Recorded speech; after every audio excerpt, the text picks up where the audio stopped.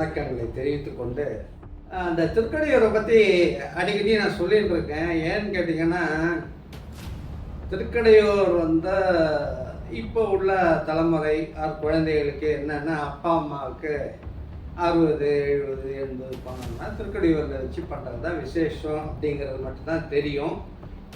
அப்போ தான் திருக்கடையூரே போகிறாங்க.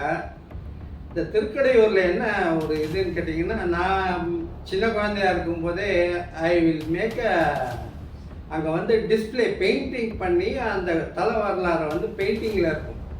அதாவது நீங்கள் நியூஸ் பேப்பரில் படிக்கிறதுக்கும் ஒரு ஃபோட்டோவில் மூலியமாக உங்களுக்கு ஒரு தகவல், அதாவது இந்த என்ன துணுக்குன்ட்டு போட்டு படத்தோட போடுவாங்க, அதை பார்க்கறதுக்கும், அப்புறம் இப்போ நம்ம உள்ள மீடியா டிவி பார்க்கறதுக்கும் நிறையா டிஃப்ரென்ஸ் இருக்குது. சினிமாவில் பார்க்கும்போது நிறையா டிஃப்ரென்ஸ் இருக்குது. அந்த மாதிரி நான் அந்த ஒரு படங்கள் வரைஞ்ச ஒரு 40-50 படங்கள் இருந்திருக்கும் அப்போது. அது என்னோடய கணிப்பு இப்போ தெரியல, இப்போ இருக்குது. பட் அந்த படத்தெல்லாம் பார்த்துட்டு வருவேன், அவ்வளோதான்.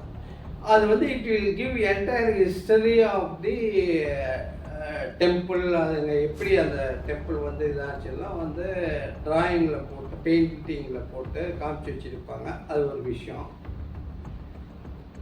ஆனால் மாதம் மாதம் போனீங்கல்ல,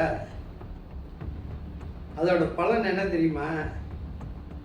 எனக்கு இன்றைக்கி 65 வயசாகுதுங்க. என்னோடய அப்பாவுக்கு 104 வயசாகுங்க. என்னோடய அம்மாவுக்கு 98 வயசாகுது.